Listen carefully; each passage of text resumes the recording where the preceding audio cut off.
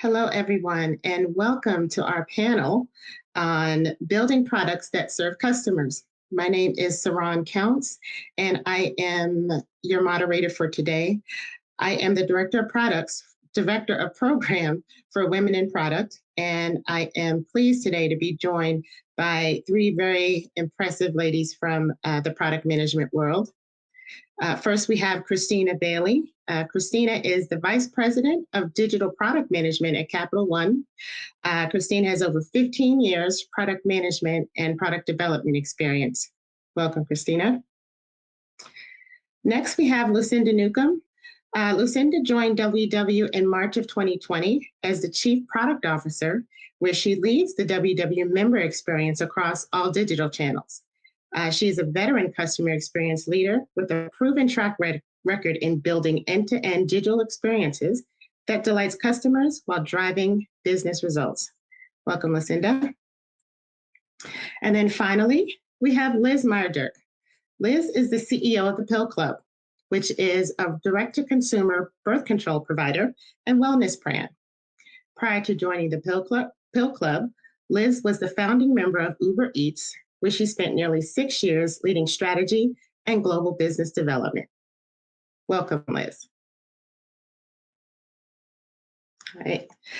So I'd like to kick things off by talking a little about simply the title of this panel, Building Products That Serve Customers. And as I read it, I almost wanted to replace building with customizing, because customizing very much made me think about focusing on the bigger context of the markets that we serve and really looking to what are the needs of the customers and how do we customize the products that are going to serve our customers and their customers as best we can. So today I'd like to talk a little about how the changing landscape has affected how we build or how we customize products for our customers. Also like to talk about how we prioritize our product development efforts. I think in my years in working in marketing and product development and product management, I've never been in a situation where I had not enough work to do. So I think that it's usually the opposite, that you have everything that you'd like to do and you have to be very good at trying to prioritize. So I'd like to talk a little bit about what your strategies have been over the years for really prioritizing which customers or which products to develop. And within the context of that, the product management function in itself is probably going to be evolving, right? The world has changed. The world looks different than it did. So within that, product management itself probably is going to change for many companies and many industries. And then finally, while we have such an esteemed panel together, I think I'd be remiss if I didn't ask each one of these ladies, what are some of your best stories that you can share for victories or lessons learned as you're in your time in product? And what are some key takeaways or things that you'd like to share with our attendees? Okay, first area I'd like to go into is the effect of changing landscapes on how our customers are looking to us to bring products to market. And I'd like to go to Kristina first. How has the world changed, the world changes that have gone on in the past year? How has that affected how you build products for customers?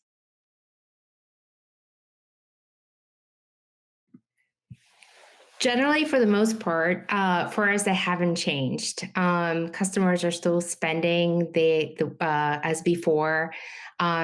They're still saving, and they're actually being really responsible with their money during COVID times, even in the face of pandemic. The past year doesn't change that. It certainly validates it. Thank you. Lucinda, how about you? Yeah, for us, it's actually been a pretty remarkable difference. So I started at WW on March 9th, 2020. So I like to say it was a week of extreme onboarding as we went from, oh, I wonder if this COVID thing is a thing, to, oh my God, we have to close all of our physical workshops. So we actually went into this hyper fast mode of launching virtual workshops. And basically taking all thousands of our physical in-person workshops around the globe and turning them into Zoom meetings. But what was so powerful about it was recognizing that, in the past, we had our app experience, so we had our digital experience, and we had our physical in-person experience. And while you got the digital experience, if you were in physical, it was sort of never the twain shall meet, right? It was sort of the whole, like in e-commerce, sort of like you had retail and you had, e-commerce, and they didn't meet. But mobile changed all that for e-commerce. In our case, virtual became this intersection of digital and physical that, first of all, as we propelled ourselves into building virtual workshops because of COVID, what it's also done is it's helped us realize and recognize so many more opportunities, right? Because first, those first 8 days, we lifted and shifted. It was just like, oh my God, just get the virtual workshops up and running. Oh my God, please, right? Training everybody and telling everybody and sending out emails. But then it became, hey, there are things that are better virtual, right? There just are. You can gather data. You can have like a mother in Dallas with a daughter in New York on the same workshop. There's so many things that actually became opportunities as we started to see that intersection of the digital and real-time physical experience in virtual. And so it helped propel us as we launched another experience called our Digital 360 experience of envisioning for a new target market, what would they want?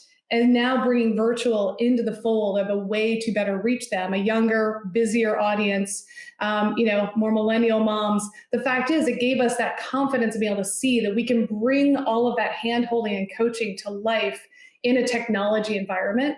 So, I think this really, the virtual intersection has been very powerful for us, and COVID just accelerated us into that space.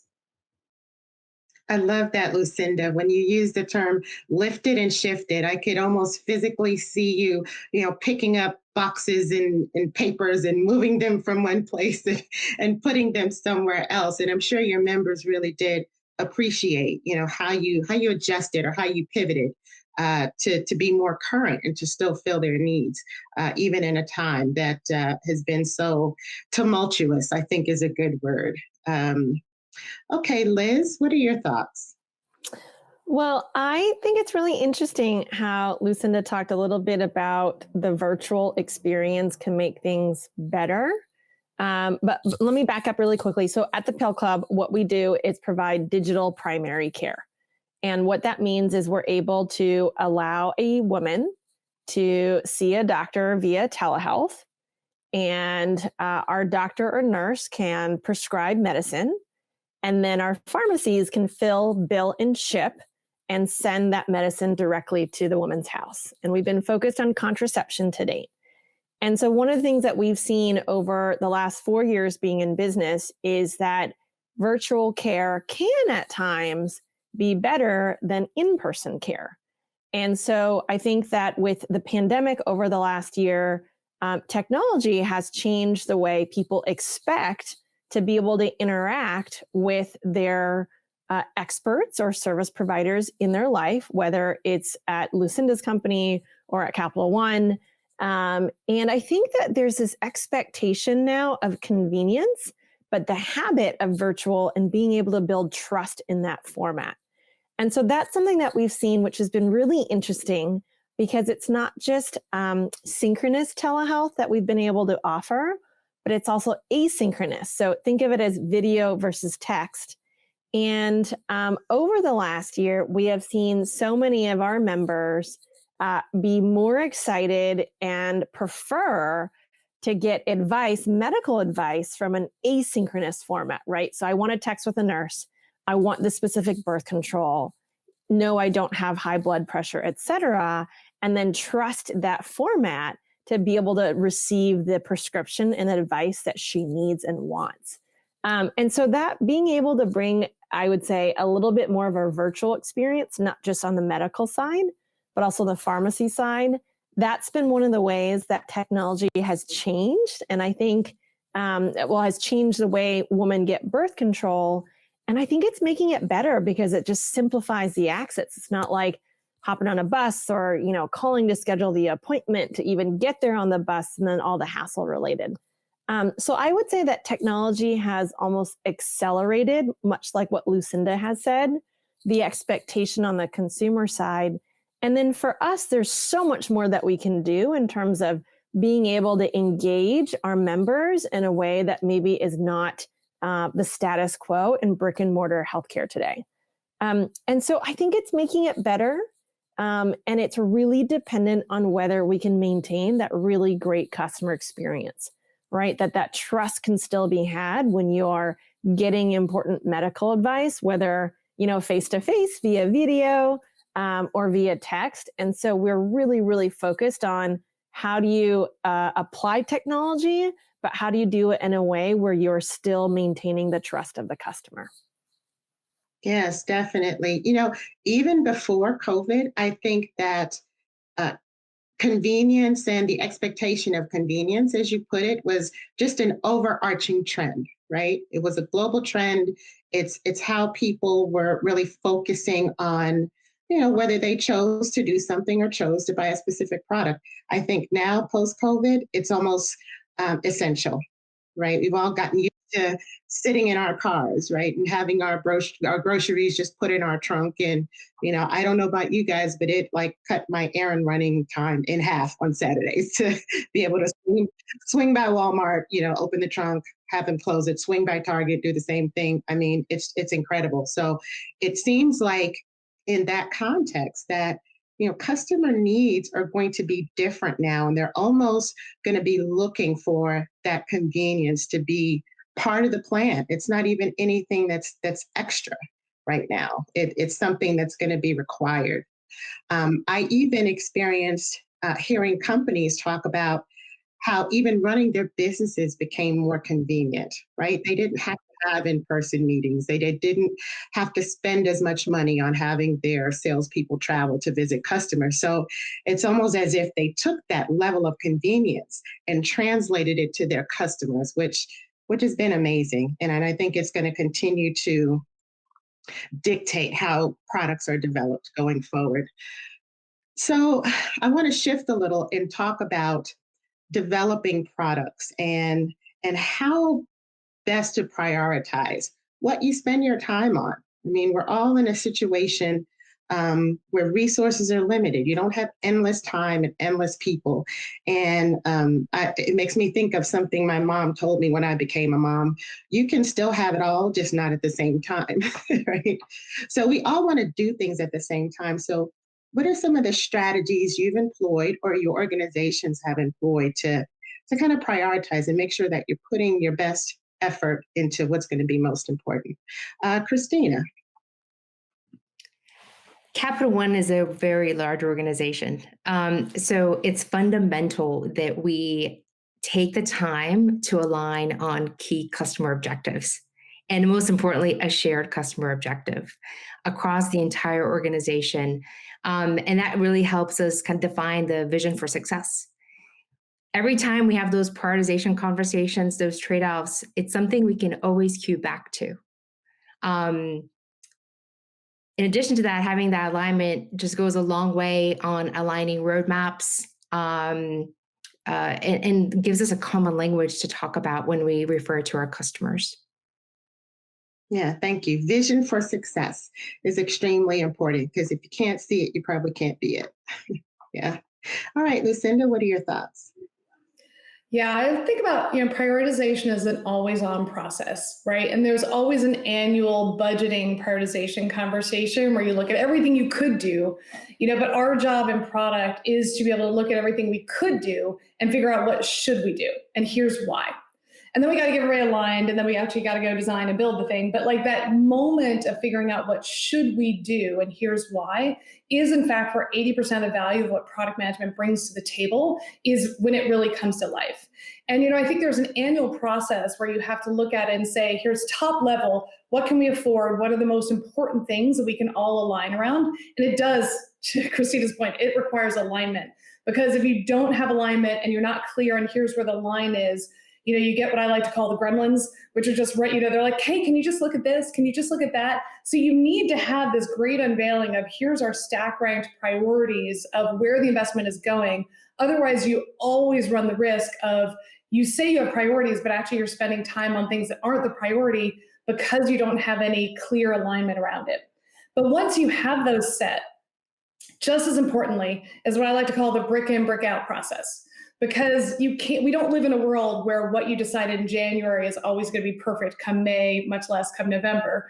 So when new bricks come up, you have to have a transparent, clear process for how new bricks are requested and the why. And by the way, sometimes product requests them, sometimes business partners request them, sometimes competitive pressures drive them. But as new things come up, you're like, oh my God, wait a second, we should do this ahead of something else. But it has to be this transparent discussion of, if that brick comes in, what brick is going to go out? And either you're putting more money next to it, or finding other resources, but you can't just keep adding bricks into the roadmap and expecting you're going to get everything. So if you just keep adding things in without adding money or taking something out, you're essentially going to do everything very poorly, or you're not going to be able to get to things. And too often it's the top priority things that actually suffer. So I like to look at it as an always-on process of prioritization and an always-on conversation, because we need to be flexible and agile enough to make room in the roadmap when new bricks come in, but we don't want it to happen behind the scenes or off the side of somebody's desk, because that is what drives incredible burnout. So it's just, and when we talk about the why, everybody has a different prioritization framework. My personal favorite is RICE: reach times impact times confidence divided by effort, which I like to say is the juice worth the squeeze, right? And so always being able to look at, when something new comes in, understanding the why. Why is this going to have a broader reach, a broader impact, bigger impact, deeper impact for our members, for our business, and making sure that we're all speaking the same language. I love that. I like to use, is the view worth the climb? Because I'm afraid of heights. So I really have to think about, do I want to go up that far and risk losing my life? Is it going to be worth it when I get there? But I think what you described, though, is the perfect description of the intersection of what we can do and what we should do. And right in the middle and right at that intersection is product management. Right? It sits with us to say, okay, our technology can do this, and our engineers are smart enough to figure this out. But I know this about the market, and I know this about the customers we serve. So right in the middle is where product management sits. What can we do, and why should we do it? So that was perfectly defined. Thank you. All right, Liz, over to you. Well, I think both ladies covered it really well, so I'll try to be short on my side. When I think about prioritization, especially for product, I think it comes down to what are your core values and having that drive you. And so for us, a big part of what we are all about is improving the customer experience. And that can be very subjective by nature, but being able to try to quantify by how much it's going to improve the customer experience. And here's what the impact is. When you're able to root in your values and then try to also have some objective measuring function, I think then at the end of the day, you throw everything into a grab bag and you see what shakes out. Well, it's the ones that really fit your values and have measurable impact. And so that's what we try to do on our side. I think it works pretty well. I'm trying to think of when there's been a contentious conversation around why not this over that, because you have your values to go back to and some measuring stick to also use as well. Right. Yeah, that was great. When you talked about value, it made me think about how I would always try to engage with my teams. At the onset of a project, or even in the middle or toward the end, I always wanted to make sure that everybody that had a hand in the project could articulate what the value proposition was, right? I don't think that it's just something that marketing or sales needs to understand. I think that everybody that touches the product should understand it, because it will make you ask the right questions. It will make you continue to focus on why you're doing something. It all starts and ends with why is what I would try to impart to my team. So what you said about value is very key. Absolutely. Yes, and if I may also add, for us recently at the Pill Club, we have been thinking about how do we expand our platform. So the telehealth, the direct-to-consumer pharmacy, and our insurance, how do we apply that to more areas other than contraception? And we started with our value of let's listen to our members. And so dermatology is actually something that came out of that. Over 40% of our customers actually use hormonal birth control to manage acne or skincare. And so out of the whole universe of what else could we do, 40% seem pretty high. And then in actually listening to customers, asking them, talking to them live, we came up with the answer of like, this is something that would be a meaningful difference for our members' lives. And so that's a little bit of how we were able to, one, listen to our customers, use that value, and then two, be able to also, provide some objective measuring or some metrics on what would the impact be. It would impact a big set of our customers, and look, here's what the economics of that would be. So that's something that we've been able to do, and I'm hoping to be able to continue to apply that framework as we think about expanding to address other parts of the digital primary care value chain.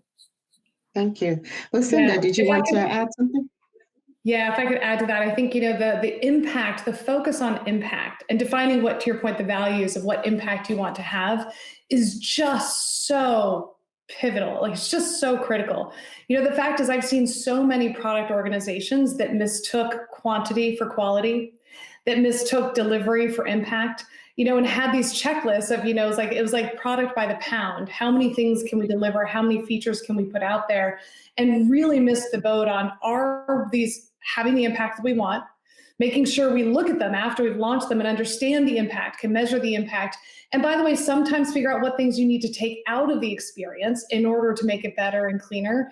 And it's just such an important, critical North Star of making sure that your organization is super focused on that impact and really understands how we define impact and how we are going to be able to assess it, as opposed to getting lost in the, hey, 50 people are asking me for 50 things, so if I get through 30 of them, then I've done a good job, right? And that mentality and that shift is so deeply embedded in some organizations that are really execution oriented and really focused on, how many things did we launch?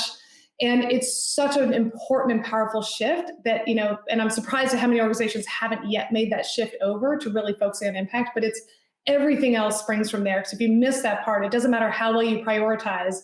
If you miss the part of really knowing what the impact is you're trying to have, it all falls apart. Absolutely. That makes me think about one of my favorite frameworks, right? To make sure that you're focusing on what the customer really needs. And it's the jobs to be done framework. And it's commonly used in product development. Some people know it well and some people don't use it, but I love it because it makes you ask the questions that get you away from the product or the service, but really get to the why. It makes you think about what you actually need it to do for you. What job do you need done? So it's not necessarily related to the product at all, because you could be developing some $1 million product when really they needed something that would cost you about $10, because what you could make for $10 will get the job done for them. So my favorite framework by far. Okay, great. So as we talk about product management, a lot of stuff is happening. People need products, customers need products, companies are scaling back their workforces and probably looking for places where they can trim down. So product management as a function is probably going to evolve, right? Because the world is changing. What are your thoughts on how the function of product management is going to change, and why is it still so important for companies to really look at this as a role, look at this as a function, and really utilize it in their companies? Kristina. So in product management, over the last few years, we focused a lot on customer facing. But what does customer facing actually mean? What we don't sometimes realize is that customer facing also means our internal customers or internal stakeholders that are also user of our products have influence and impact by what they need to get done. So increasingly in our organization at Capital One, we are embracing that our roles are not just external customers, but are also internal associates that are building for external customers. We're striving to have that same high experience bar internally for our associates as we do for our end customers that use our products all of the time. And really to continue creating amazing products in the future, we should embrace that our job in product management is to do both. Enable internal stakeholders to deliver amazing customer experiences, know how our products are performing, as well as continuing to strive to really have best-in-class customer experiences across the board. Yeah. In my company, we would refer to product managers as the glue. We were sort of the middle of everything. We connected the developers to the sales people and to the marketers. And we would joke all the time that if you don't know something, ask a product manager, because we literally, we know where all the bodies are buried, right? We know how things came to be and the reason why we started efforts. So very important, both internally to the company as well as externally to the customer. Thank you. Lucinda? Yeah, whenever I'm asked, how do I define product management? I have a very explicit definition statement that my team and I came up with at Sephora, because it was a question we got asked a lot. So I like to say product management is at the intersection of business and technology. We are defining, designing, and delivering digital experiences that delight customers and drive business impact. And I always say it's like a VH1 pop-up video. Each and every one of those words is very explicit and has a lot of meaning. And we could go on an hour-long treatise on what they all mean. But at the heart of it, we are in a world where technology, especially with virtual, especially with the convenience factor, the consumer behavior shift that we are on, technology and the use of technology to reach your customers and members is just getting more important. It is just getting that much more critical because it becomes your business. We are shifting our mix, even from a subscription perspective. We're already on a shift toward being more digital, and it's just been accelerated by COVID. And so the fact is, being able to understand how do you build digital products and digital experiences that meet your members' needs and help your internal be more efficient and more effective all at the same time is just that much more powerful. And so, I see it as it's at that intersection, and it's one of the most critical roles you can possibly have. It's a challenge because, I don't believe it's the CEO of your product, like that whole notion that product managers just get to come in and tell everybody else what to do. And I'm like, if you believe that, you are in the wrong job. So much of what we have to do is around influence, around bringing everybody together for alignment. But that moment of making sure that not just that we're chasing the next thing, but we're chasing the right thing. To your point, Cyronne, that we're the glue that bringing everybody together to figure out how to get it right together, as opposed to having one person getting to be right. It's just that much more critical of a role as we are in a world where, it's just technology is here. It's non-negotiable, and what our members and our customers and the market expects of us is not going to become any less technology centric. Thank you. That was key. All right, thank you. All right, Liz, what are your thoughts? I love what you said earlier about glue.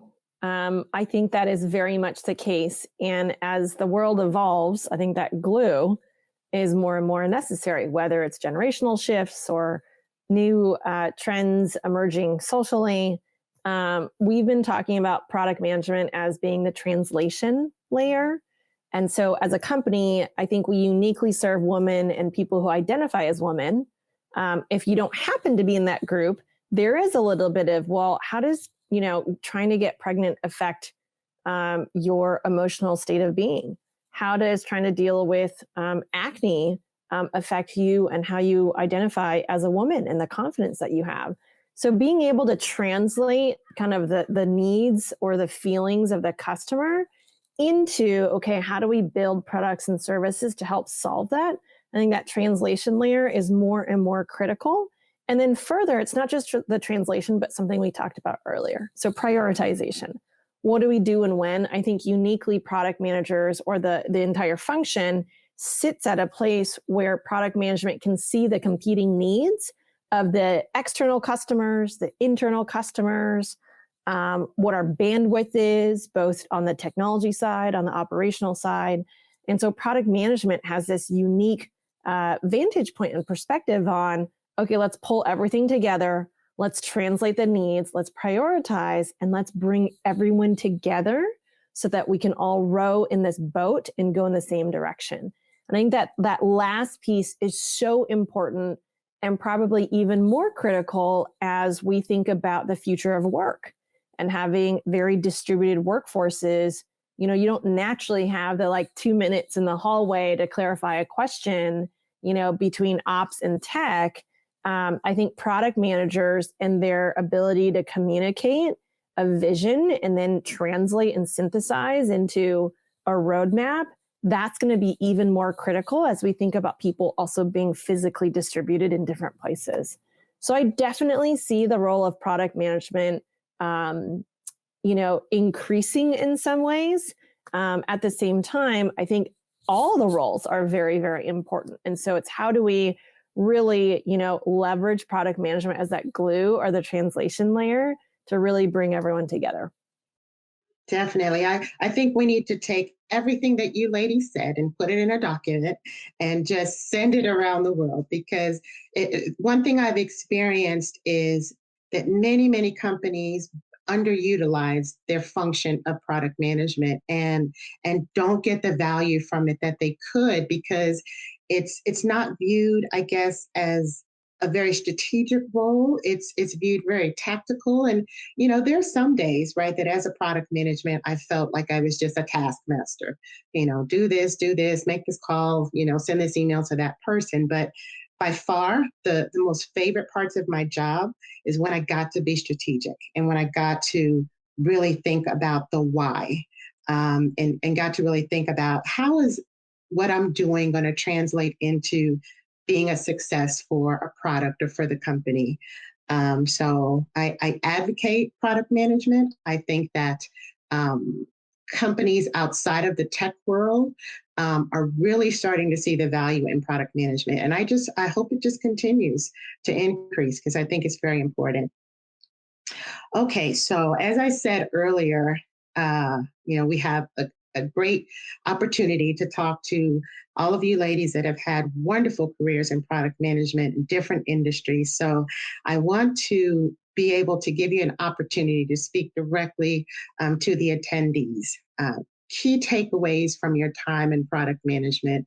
What kind of advice would you like to share for women that are in product management for enhancing their careers, excelling in their careers? And, do you have any stories of victory or of hard lessons learned in your time in product management? And I will go to you, Kristina. Well, product management is a fascinating career, and the fact that you can't just get a degree in product management. A lot of times you land in this career, in this function, and the diversity of backgrounds is impressive, from former developer to scrum master to marketer. There's just a diverse set of people coming into that career. And product management itself is a multifaceted job function. Early in one's career, you may be very much focused to running an agile team, and every activities and running into the agile team. My advice in really navigating a career in product management is to ensure you have the ability to learn. You have the ability to leverage a variety of product management skill sets, potentially taking on different opportunities within your organization or other organizations to develop that full product management lens. And of course, in doing so, a lot of those skills are truly transferable to any industries and any products. I didn't start in fintech. That's not my background. I worked at AOL. Prior to that, I worked at Weatherbug, completely different industries. But product management has been core to me and who I am and to what I do. So as a woman in product, I embrace that I may bring a different perspective. And it's that diverse set of perspectives combined with that customer-backed thinking, in my opinion, that really helps us make better product decisions and products in the end. Thank you. I like what you said, that there's no degree in product management. I don't know about you ladies, but sometimes it's very hard for me to describe to my family what I do for a living. They know that I have an engineering degree, and they know that I've worked at manufacturing companies, paper and chemical, and that I've done consulting. But when I say to them that I'm a product manager, they sort of stare at me like, what exactly do you do? Oh, you're a project manager. Well, no, not quite. So it's probably one of the hardest jobs to describe to people. And you immediately know when you tell somebody you're a product manager if they know what product management is, because the look on their face is not one of confusion. They get it. They know what you're talking about. So thank you for sharing your thoughts on that. I appreciate it. All right, Lucinda. Sure. I have a few to share. I think the first one for me is that the how you do product management is at least equal to, if not greater than, the what you do. And, because the fact is, product management, we are at the intersection of so many different stakeholders, so many different, our customers, our member needs, our competitive landscape, but how we do things is just as important, if not more so, than the what we do. And especially the more senior you become. Because the fact is, if you launched a product, but you left a scorched earth behind you, chances are it's not the right product. It's not going to be successful. People aren't going to be bought into it. And so, because so much of what we do isn't just figuring out what should we do, but making sure we communicate the why, get everybody aligned around it in order to be able to execute on it.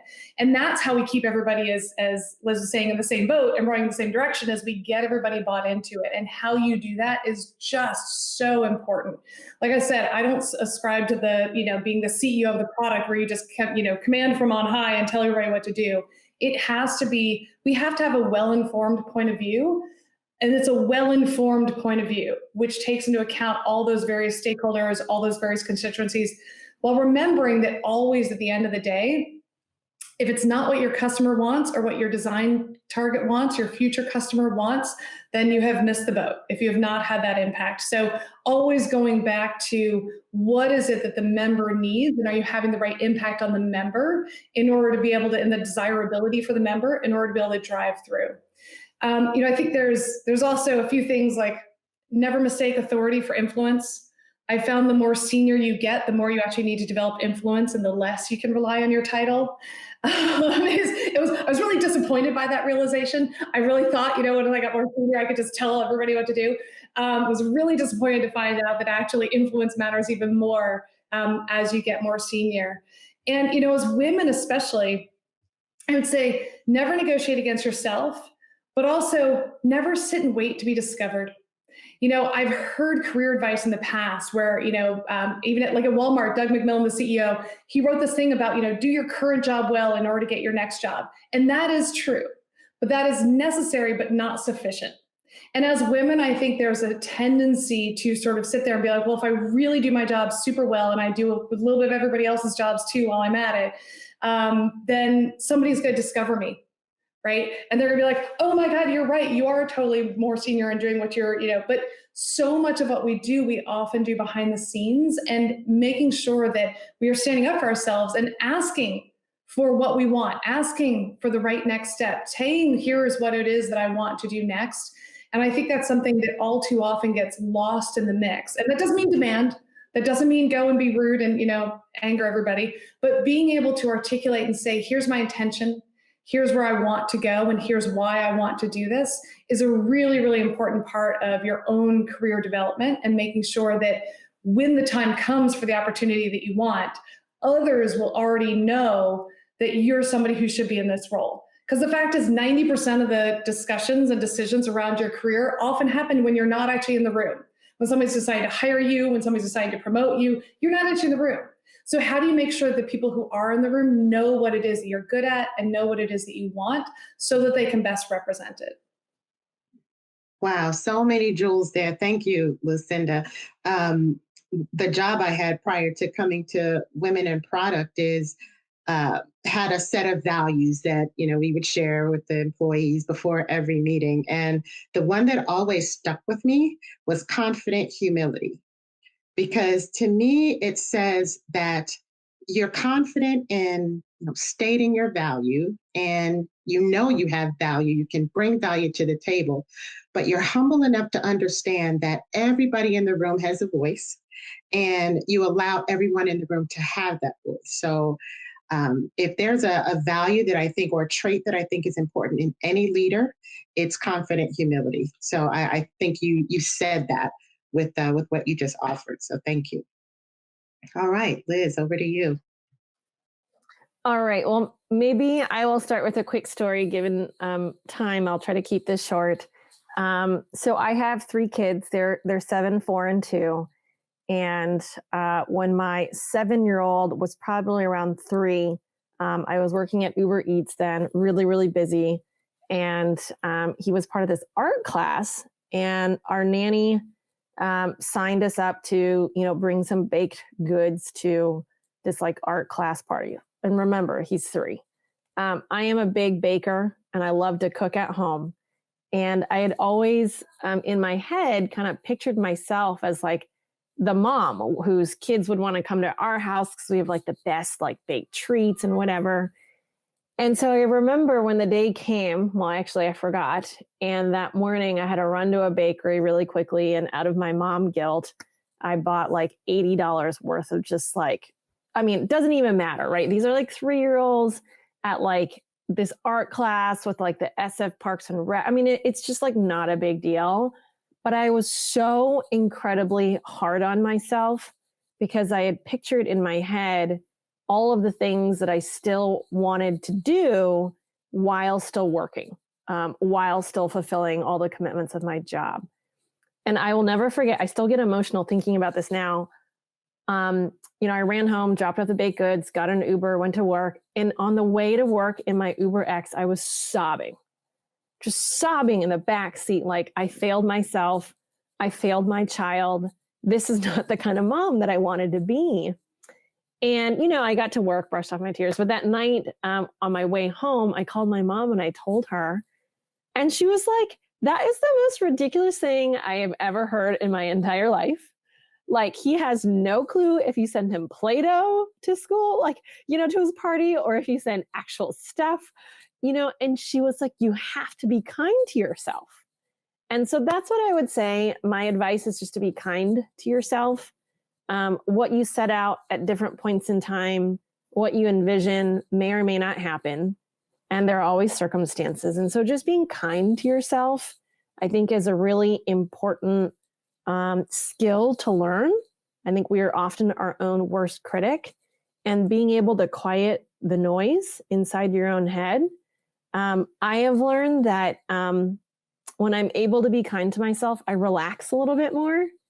I'm way more fun to be around, according to my family. And then at work too, I'm just more at ease, and I think things flow a little bit more. So that would be my advice, which is next time, just Uber Eats or Postmates, cookies to your house and put it on a scheduled order so you won't forget. And also, if you do, it's probably not the end of the world. Just be kind to yourself. So that would be the piece of advice I would give. Well, that story just kind of brings it all together. And it couldn't be more perfectly timed that we're just on the heels of Mother's Day. And there's probably not a mother alive that does not have a story like the one you just told, because we can be hard on ourselves and we can always feel that we missed the mark somehow. But the thing that keeps me grounded is I will oftentimes talk to my family. I have an older brother and my mom, and they will tell me things that my children say to them about me. And it is the most humbling thing ever, because they really see us in a way that we may never know from them. We may never hear it from them directly. But the thing is, when you hear other people say what they said about you, it just breaks me down every time. It really does. So thank you for sharing that story. I love what you said about making sure you take care of yourself, because I think if your mental well-being and your emotional well-being is there, it kind of starts there, right? And it peels over, it spills over into everything that you do, whether you're doing professionally or personally. So thank you for that. I have enjoyed this conversation with you ladies. I hope that the attendees were able to walk away with some good takeaways for building products for customers. I think we talked about so much more. We talked about product management and things that will help our attendees really be better in their jobs, and some things to think about as they are out here building products that serve their customers. So thank you very much. Thank you for attending. Thanks Thank for you. having us. Thank you.